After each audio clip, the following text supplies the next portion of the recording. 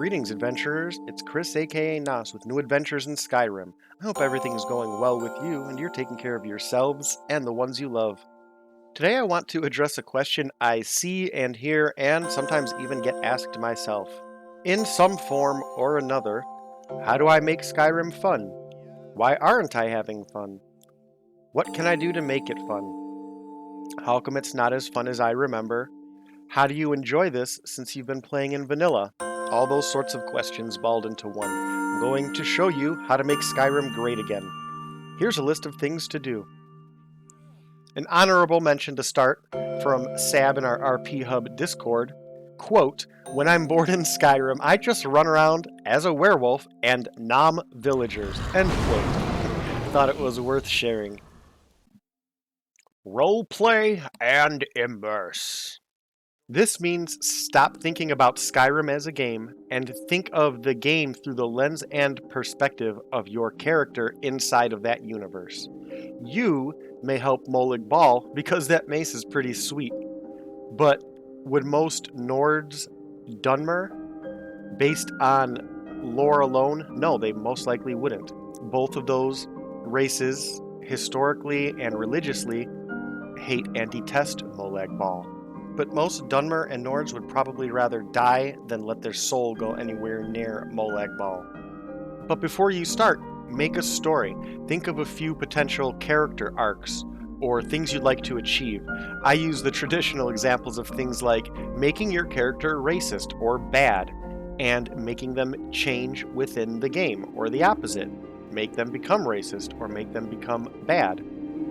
Maybe make a character who wants to settle down and find a wife and get a home, or one whose desire is just to constantly slay evil Daedra. A real-world example would be me having a priestess of Mara. Would she join the Thieves Guild?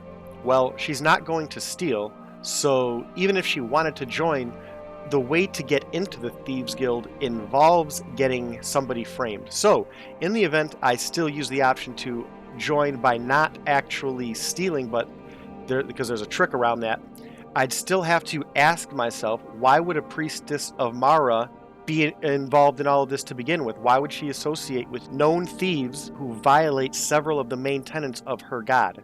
And the answer is that she would not. So even if I want all of the awesome stuff in that you get from the Thieves Guild RP, my Priestess of Mara is going to pass, or wait until she abandons her faith later in the RP and allows her to experiment with that. Stop fast traveling. Stop fast traveling. Walk. Don't even use carriages unless there's a reason to. I often find people who don't enjoy Skyrim don't interact with most of Skyrim at all. They'll fast travel to the closest place and run the shortest distance and not go anywhere in between, and after that never walk again, just fast travel directly to that place. You can't say, I don't like this game, it's not fun for me, because I am literally choosing an option I don't have to do that makes me avoid interacting with Skyrim. That isn't a problem with the game. That is a problem with you. Do not do it. People say it's a feature and you can do it in the game, so why not do it? Well, because you can drink all of the potions in your inventory right now until you die. You can walk into every city and attack the Jarl on sight. But you don't do that.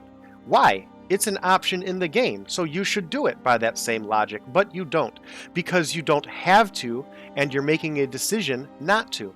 Similarly, you can also choose to never fast travel in game, and I know because I do it. If you want to enjoy the game of Skyrim, stop fast traveling through and around all of Skyrim.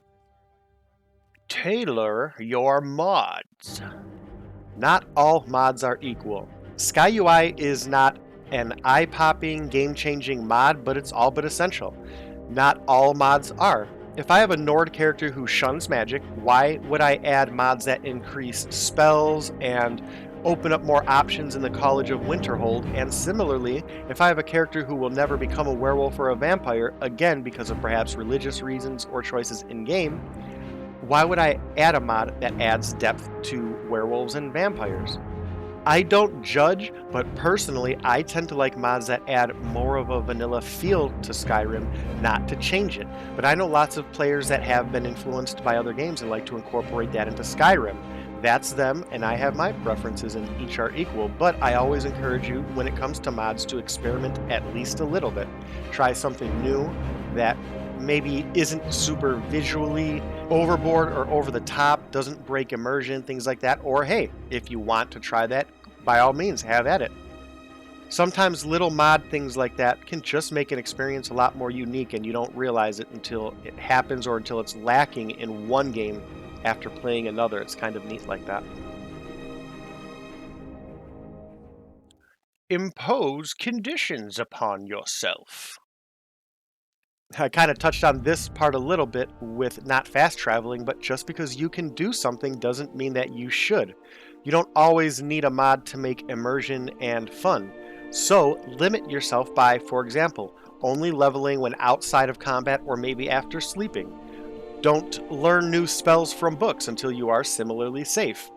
Don't eat food in combat. Don't steal anything, specifically if you're immersed and role-playing and your character is a devout Aedra worshiper. Make a character that hates something. I have one that hates cities, so he almost never enters them unless it's absolutely necessary. And not going into main cities alone can just change the dynamic and fabric and feel of a game. It's so awesome. A more traditional example of this is if you make a character who's a monk or a cleric. They may not use bladed weapons or weapons at all, so impose that condition upon yourself. No Dawnbreaker in this playthrough. Do a permadeath playthrough. Have fun and make a throwaway character, so to speak.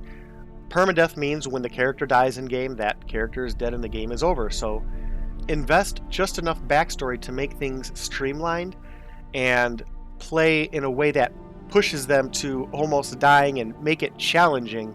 And hey, if they do die, give up. Try an alternate start.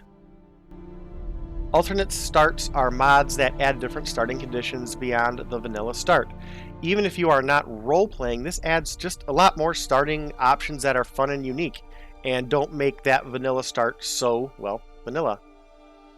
And the ones that I have used, if I recall correctly, I know at least the main one that I use also does still allow you a traditional vanilla start.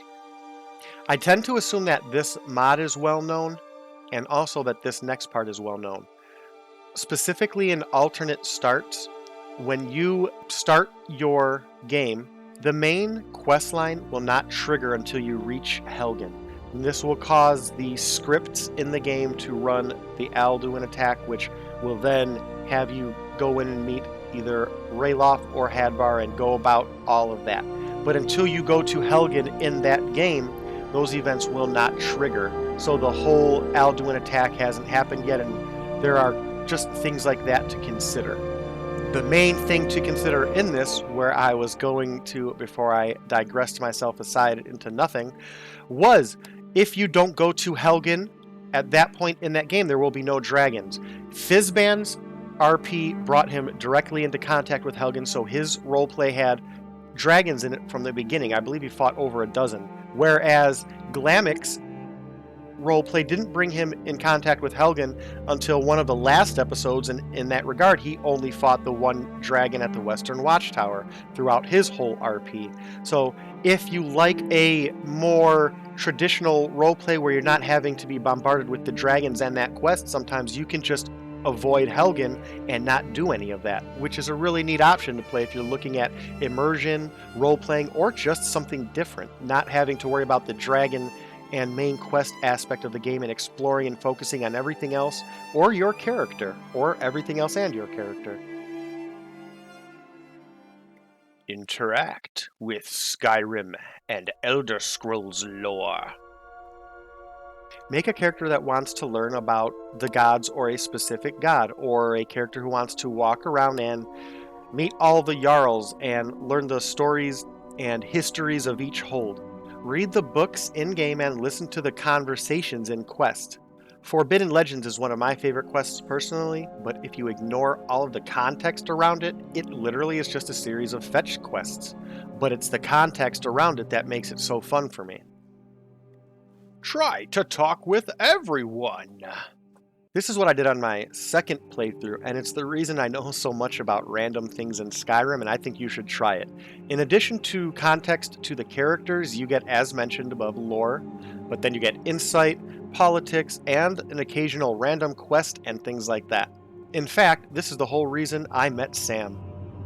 Now, if you're going for a more immersive and roleplay heavy game, this can be even more amazing because, for example, my character Fizban, who is or was, depending on where you are in the story, but digression aside, Fizban talks a lot to and about people, and in doing so, he's bonded with, for example, Anders and Runil, both who are priests of Arche in Whiterun and Falkreath, respectively. But because of just talking with them, engaging with them, finding out they're priests, adding my own spin, he engages with them and now is friends with them and visits them, did work for all of them, things like that. It's just those little things that come about from talking to people and engaging with them and getting a little bit of their story. Make a themed playthrough, even if you're not role-playing. Perhaps you want to do all of the main faction quests, or make a rule that your character explores any cave she comes across, or make a character who wants to be the hero of each hold, making her exhaust every single quest in one hold before moving on to the next one. Or a more specific example, make a pure cloth mage build. You don't have to get in character or do any form of immersion just to stick to the theme of a traditional mage who use staves and doesn't wear any armor. Just don't use weapons, don't use armor, only use spells, and that's a themed playthrough, and stick to it. Watch other gamers and role players. See what other people are putting out there for you to learn from and maybe incorporate into your roleplay and styles and repertoire. You may see a mod you like or hear a voice technique. Not in-game, no pun intended. Maybe you'll have a question about it, and you can ask them and learn something from them, and again, connect and interact with people like that. I myself have learned from a couple people some video techniques and things about editing video that I never would have experimented with because I hate editing video, but just having that experience with their RPs helped me grow like that. Try to be someone specific. If you like The Witcher, Zelda, or anything, try to represent them in the game. I feel like this is somewhat parallel to themed plays, but different enough where I wanted to point this out because you can be Legolas or Harry Potter and just make decisions playing as you think those characters would if they were in that specific situation and adhere to their character traits and principles and things like that.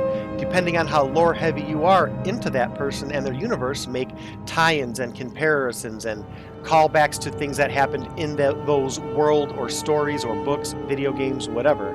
Something akin to, I hadn't been this scared since the time Mother Brain came after me the first time I had to let loose with all my heavy missiles, thought Samus Aran. Something like that. Write about your character. I personally write what I call companion stories with each of my episodes, but on Reddit, online, and other places, I hear lots of people do those things. Sometimes they'll post or write a snippet, or sometimes just long stories, longer than some of the things I put in my companion stories myself. I see a lot of interaction, interest, and people engaging with those and experimenting and having fun with it. I hope at least one of these tips helped you out. Do you have your own advice? And if so, let me know below so I can ban you, remove that comment, and make sure that heresy never exists here in my comments section. Edit it out. Edit it out. You want me?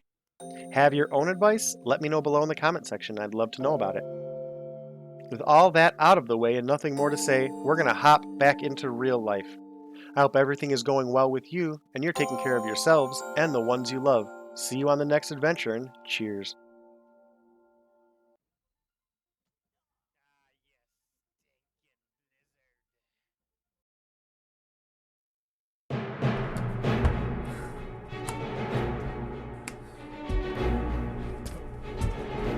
مام قلتلك ما في حدا قاعد على الكنبايات عم بتجرسينا قدام العالم بدهم يحطوها هي على التلفزيون الامريكي عم بتجرسيني مش عم بفهم كيف بدي اقول لهم يمحوها لما عد العالم يشوفوك عم تضربيني بالصرمية.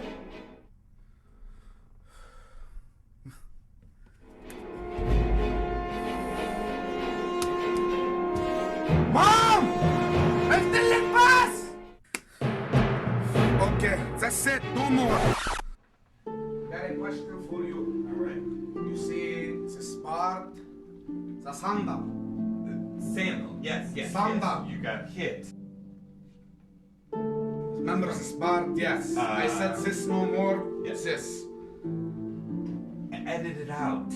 أدننا هو. Edit it out. أدننا. You want me to edit it out? أدننا. Edit it out. أدننا. Edit it out. أدنى. Edit it out. أدننا. Yes. Yes. Okay. No show. أدننا. Edit it out. Okay. This kitchen. You don't have any. Play with one arm tied behind your back. Take a shot every dragon fight. Roleplay in the nude. Play while wearing the glasses of bubbles. Roleplay as Joe. Oh, come on, man, you know the thing. Fire all the Jarls while roleplaying as Donald Trump, who has totally normal-sized hands, by the way. Roleplay as a Nord, but a Nord who's a furry aficionado who's actually role-playing as a Khajiit. Try the Alt F4 challenge. Roleplay as Morgan Freeman. Roleplay as the world's worst narrator. I don't get it.